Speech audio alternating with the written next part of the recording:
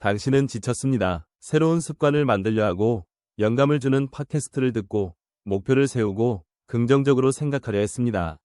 한때는 이번엔 다를 거야 라는 희망의 마음이 뛰었을지 모릅니다. 하지만 그 열정이 사라지면 남는 건 공허한 메아리뿐입니다. 또 실패했다고 느낍니다. 하지만 칼융, 칼중, 위 심리학을 통해 바라보면 이 피로는 실패가 아닙니다. 그것은 당신의 영혼이 깨어나려는 신호입니다. 이 영상은 당신을 격려하려는 것이 아니라 끊임없이 자신을 고치려는 반복에서 벗어나 진실한 첫걸음을 내딛도록 초대합니다. 구독과 좋아요로 이 여정에 동참하세요. 이 피로는 당신이 잘못했다는 증거가 아닙니다. 융은 우리의 내면에 셀프라는 중심이 있다고 말했습니다. 셀프는 당신의 본질, 진정한 모습입니다. 하지만 우리는 일상에서 페르소나, 퍼스나라는 가면을 쓰고 삽니다. 이 가면은 사회적 기대에 맞춰 행동하도록 돕지만 진짜 당신을 가립니다. 당신이 반복적으로 시도하고 좌절할 때 이는 셀프가 보내는 메시지입니다. 너는 이 가면이 아니다. 내 진실을 찾아. 이 메시지는 새해 결심이나 완벽한 계획이 아니라 지금 이 순간 당신이 느끼는 감정에 뿌리를 두어야 합니다. 이 피로의 순간은 고통스럽지만 우연이 아닙니다. 당신은 새로운 다이어트를 시작하거나 운동을 꾸준히 하려 했을지도 모릅니다. 처음엔 열정이 넘쳤지만 곧 예전 패턴으로 돌아갔습니다. 융은 이를 무의식의 작용이라고 설명했습니다. 당신의 무의식은 익숙한 길을 선호합니다. 하지만 그 안에는 더 깊은 갈망이 있습니다. 당신은 단순히 더 나은 사람이 되려는 것이 아니라 진짜 자신을 만나려는 것입니다. 이 갈망은 조용하지만 강렬합니다. 그것은 당신이 반복적으로 실패할 때마다 느껴지는 묘한 불편함, 마치 무언가가 잘못되었다는 직감입니다. 이 불편함은 당신을 비난하려는 것이 아닙니다.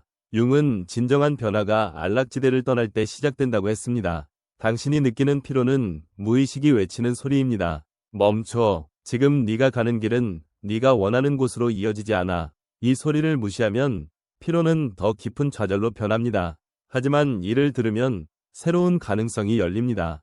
예를 들어 당신이 늘 미뤄왔던 꿈, 글쓰기, 여행, 새로운 직업을 떠올려 보세요.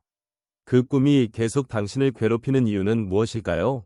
그것은 당신의 셀프가 말하는 방식입니다. 이건 네가 진짜 원하는 거야. 이 깨어남은 외롭고 혼란스러울 수 있습니다. 주변 사람들은 당신의 변화를 이해하지 못할 수 있습니다. 왜 이렇게 예민해졌어? 라며 묻거나 당신의 피로를 게으름으로 오해할지 모릅니다. 하지만 융은 이 외로움이 개성화, 인디비주에이션의 시작이라고 보았습니다. 개성화는 성공이나 완벽함을 추구하는 것이 아닙니다. 그것은 당신이 누구인지, 무엇을 위해 존재하는지 깨닫는 여정입니다. 이 과정에서 당신은 사회가 강요한 목표, 더 많은 돈, 더 나은 외모가 아닌 내면의 진실을 따라가게 됩니다. 이 진실을 찾으려면 먼저 멈춰야 합니다. 융은 내면의 소리를 듣기 위해 고요함이 필요하다고 했습니다. 당신이 느끼는 피로, 좌절, 혹은 불안은 단순한 감정이 아닙니다. 그것들은 당신의 셀프가 보내는 편지입니다. 이 편지를 읽으려면 잠시 모든 소음을 내려놔야 합니다. 스마트폰을 끄고 5분이라도 조용히 앉아서 자신에게 물어보세요. 내가 지금 정말 원하는 건 뭐지? 이 질문은 답을 요구하지 않습니다. 단지 당신이 자신의 존재를 느끼게 합니다. 이 작은 멈춤은 새로운 시작입니다. 이 피로는 끝이 아니라 문입니다. 당신이 지친 이유는 더 이상 가짜 목표나 억지로 만든 동기로 움직일 수 없기 때문입니다. 당신의 영혼은 진실을 원합니다. 이 깨어남은 고통스럽지만 그것은 당신이 더 깊은 삶으로 나아가고 있다는 증거입니다.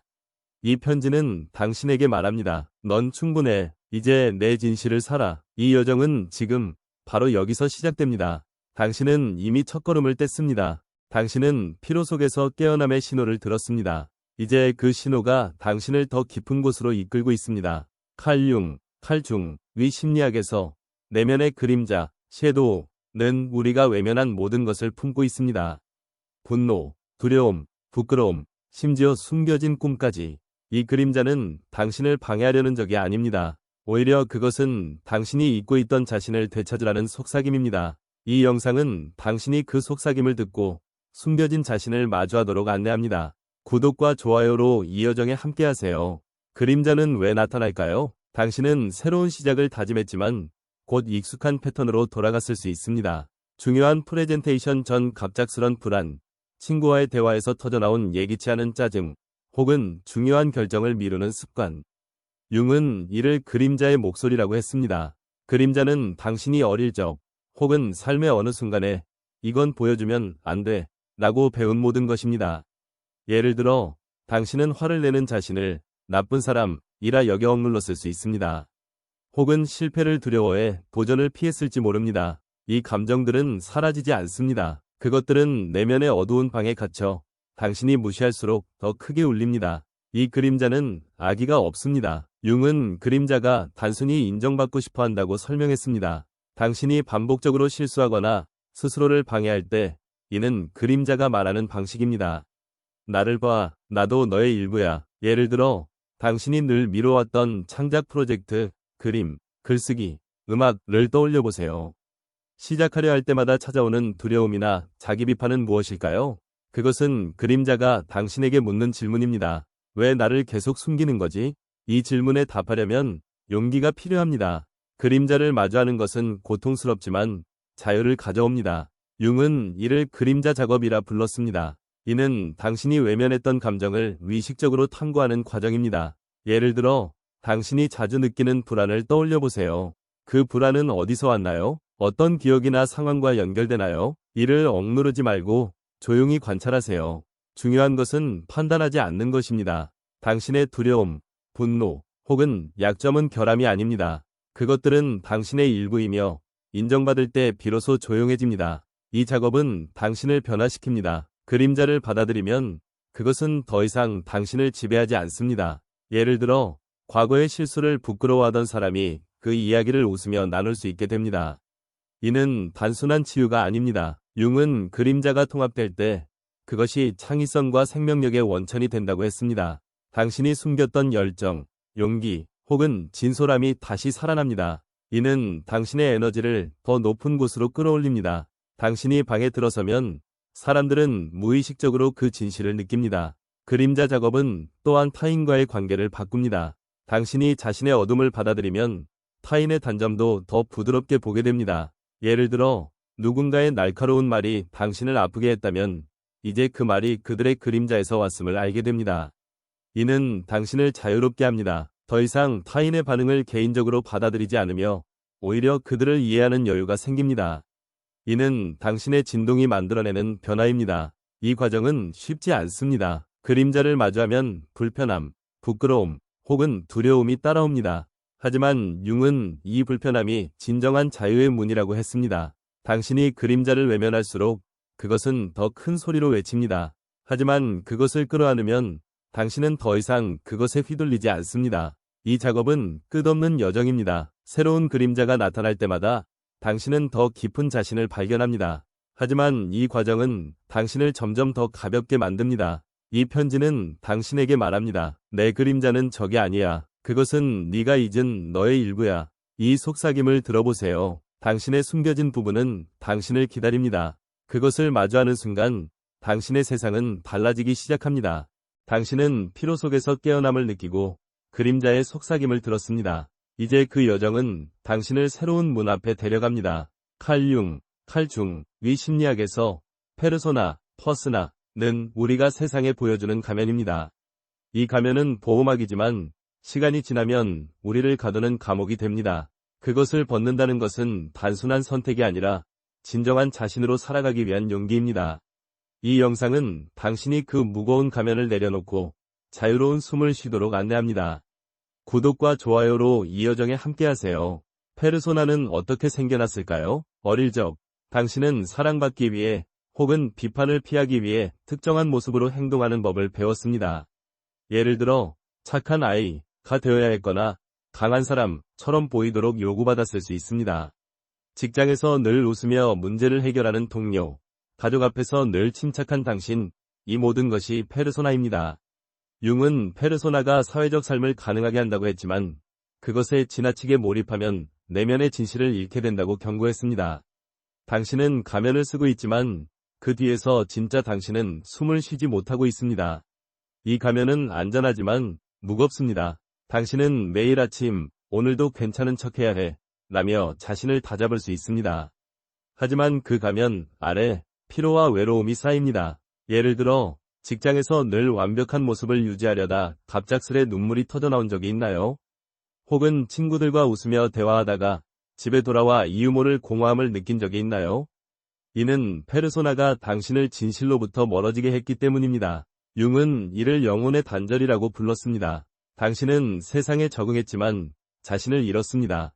가면을 벗는다는 것은 무엇일까요? 그것은 완벽함을 버리고 취약함을 받아들이는 일입니다. 융은 진정한 변화가 페르소나를 내려놓을 때 시작된다고 했습니다. 이는 쉬운 일이 아닙니다. 가면은 단순한 연극이 아니라 당신의 정체성에 붙어있는 피부처럼 느껴집니다. 예를 들어 당신이 늘 강한 사람으로 살아왔다면 약한 모습을 보이는 것은 마치 자신을 배신하는 것처럼 두렵습니다. 하지만 이 두려움은 당신을 자유로 이끄는 문입니다. 가면을 벗으면 당신은 더 이상 타인의 기대에 맞춰 살지 않습니다. 대신 진짜 당신의 감정, 욕망, 두려움을 마주하게 됩니다. 이 과정은 일종의 상실을 동반합니다. 융은 이를 상징적 죽음이라고 표현했습니다. 당신은 늘 괜찮은 사람, 모두를 챙기는 사람, 과 같은 정체성을 버려야 합니다. 이는 고통스럽습니다. 마치 오랜 친구와 이별하는 듯한 슬픔이 밀려옵니다. 예를 들어 당신이 가족에게 늘 위지받는 역할을 맡아왔다면 이제는 나를 먼저 챙길 거야 라고 말하는 것은 죄책감을 동반할 수 있습니다. 하지만 이 슬픔은 정당합니다. 그것은 당신이 진짜 자신으로 태어나기 위해 치르는 대가입니다. 융은 이 상실이 새로운 탄생의 시작이라고 보았습니다. 가면을 벗는 용기는 어디서 올까요? 그것은 작은 선택에서 시작됩니다. 예를 들어 오늘 누군가 괜찮아? 라고 물었을 때 응, 괜찮아 대신 솔직히 좀 힘들어 라고 말해보세요. 이 작은 진솔함은 페르소나에 금을 냅니다. 융은 진실이 관계를 변화시킨다고 했습니다. 당신이 취약함을 드러내면 얕은 연결은 멀어질 수 있지만 진정한 관계는 깊어집니다. 예를 들어 친구와 솔직한 대화를 나눈 후 예상치 못한 공감과 이해를 경험할 수 있습니다. 이는 당신의 진실이 타인의 진실을 불러내기 때문입니다. 이 용기는 또한 당신의 에너지를 바꿉니다. 페르소나를 벗은 사람은 더 가볍게 걷습니다. 그들은 더 이상 완벽함을 연기하지 않습니다. 당신이 직장에서 모르겠어요. 도와주세요. 라고 말하거나 가족에게 오늘은 나를 위한 시간이 필요해. 라고 선언할 때 당신은 단순히 말을 하는 것이 아닙니다. 당신은 자신의 진실을 살아내는 것입니다. 융은 이를 셀프와의 연결이라고 했습니다. 이 연결은 당신을 더 단단하고 동시에 더 부드럽게 만듭니다. 이 편지는 당신에게 말합니다. 내 가면은 너를 보호했지만 이제는 무겁다. 그것을 내려놓아. 진짜 너로 살아. 이 용기는 당신을 취약하게 만들지만 동시에 자유롭게 합니다. 가면을 벗는 순간 당신의 세상은 더 넓어지고 더 진실해집니다. 이제 그 여정은 당신을 더 깊은 곳으로 초대합니다. 칼중, 위 심리학에서 진정한 변화는 내면의 침묵에서 시작됩니다. 이 침묵은 단순한 고요가 아닙니다. 그것은 세상의 소음, 기법, 조언, 기대를 내려놓고 당신의 영혼이 말할 공간을 여는 일입니다. 이 영상은 당신이 그 침묵 속에서 진실을 듣도록 안내합니다. 구독과 좋아요로 이 여정에 동참하세요. 우리는 소음 속에서 살아갑니다. 스마트폰 알림, 끊임없는 할 일 목록, 성공을 약속하는 유행하는 조언들. 당신은 더 나은 삶을 위해 책을 읽고 강연을 듣고 새해 계획을 세웠을 것입니다. 하지만 그 모든 노력에도 불구하고 마음 한구석엔 공허함이 남습니다. 융은 이를 외부로 향한 시선의 결과라고 보았습니다. 그는 이렇게 말했습니다. 밖에 보는 자는 꿈을 꾸고 안에 보는 자는 깨어난다. 하지만 내면을 들여다보는 일은 쉽지 않습니다. 그것은 침묵을 요구합니다. 그리고 침묵은 우리를 두렵게 합니다. 왜일까요? 침묵 속에서는 숨길 곳이 없기 때문입니다. 이 침묵은 어떤 모습일까요? 그것은 인스타그램에 올릴 예쁜 명상사진이 아닙니다. 그것은 모든 방해를 끄고 오직 당신과 마주하는 시간입니다. 예를 들어 하루 5분 전화기를 멀리 두고 조용히 앉아보세요. 처음엔 불편할 수 있습니다. 머릿속은 해야 할 일, 지나간 대화, 혹은 불안으로 가득 찰 것입니다. 하지만 융은 이 불편함이 진실의 문이라고 했습니다. 침묵 속에서 당신이 피했던 질문들이 떠오릅니다. 나는 정말 내가 원하는 삶을 살고 있나? 이 모든 노력이 나를 위한 걸까? 아니면 누군가의 기대를 위한 걸까? 이 질문들은 답을 요구하지 않습니다. 그것들은 당신을 존재로 되돌립니다. 이 침묵에서 당신은 셀프와 만납니다. 융은 셀프를 내면의 중심, 모든 것을 통합하는 에너지로 보았습니다. 하지만 셀프는 소음 속에서 들리지 않습니다. 예를 들어, 당신이 바쁜 하루 속에서 끊임없이 움직일 때 내면의 목소리는 묻힙니다. 하지만 침묵 속에서 그 목소리는 선명해집니다. 그것은 당신에게 부드럽게 말합니다. 너는 충분해. 네가 느끼는 그대로여도 괜찮아. 이 목소리를 듣는 것은 단순한 휴식이 아닙니다. 그것은 당신의 진실을 되찾는 행위입니다. 침묵을 실천하려면 어떻게 해야 할까요? 융은 능동적 상상, 액티브 이매지네이션을 제안했습니다. 이는 무의식과 대화하는 방법입니다. 그중 가장 간단한 도구는 쓰기입니다. 매일 단 3분이라도 종이와 펜을 들고 당신이 느끼는 것을 써보세요. 오늘 나는 화가 났어. 이유는 모르겠지만, 혹은 왜 이렇게 불안하지?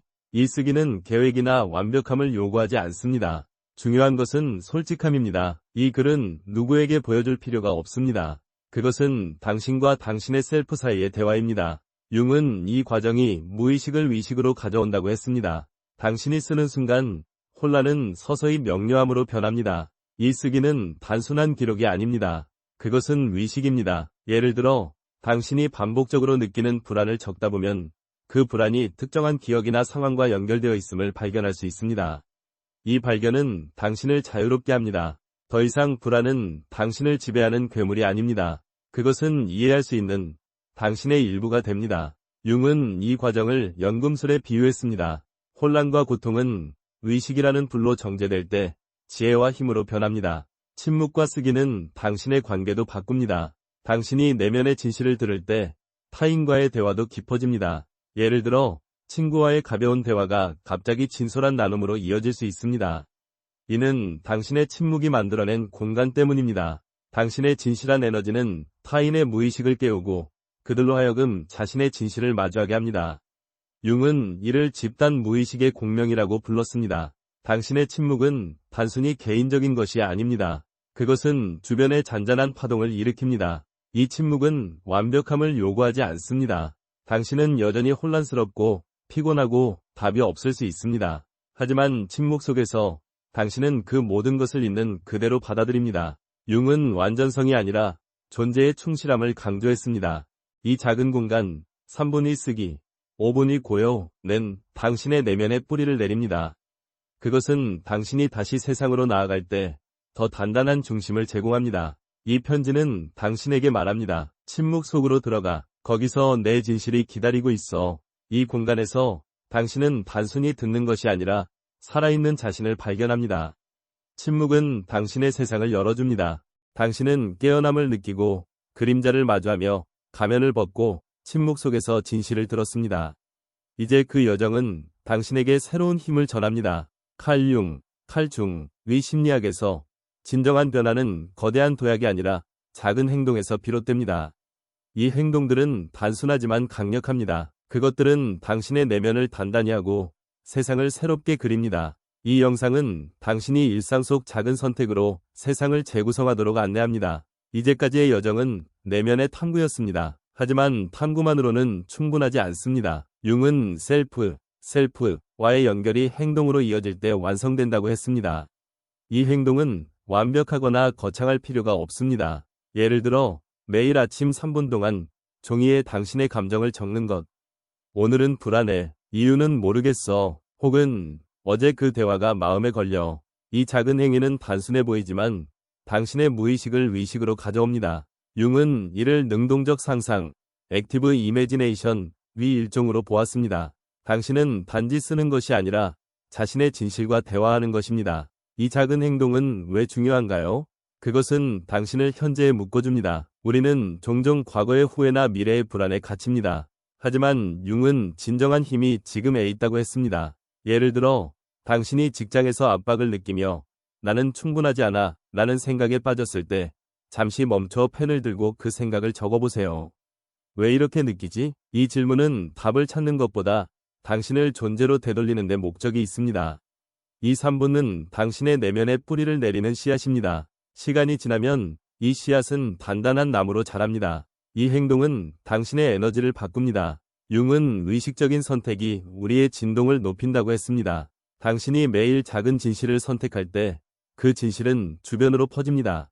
예를 들어 카페에서 누군가와 짧게 대화할 때 당신의 진솔한 미소는 그들의 하루를 바꿀 수 있습니다.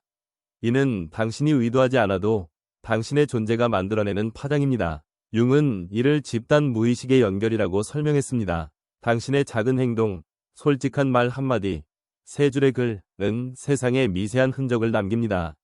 이 흔적은 누군가의 마음에 용기를 심어줍니다. 이 과정은 관계에도 영향을 미칩니다. 당신이 진실을 선택하면 얕은 연결은 자연스럽게 멀어집니다. 하지만 깊은 관계는 더 단단해집니다. 예를 들어 당신이 친구에게 솔직히 요즘 힘들어 라고 말할 때 그 대화는 표면을 넘어 서로의 진심으로 이어집니다.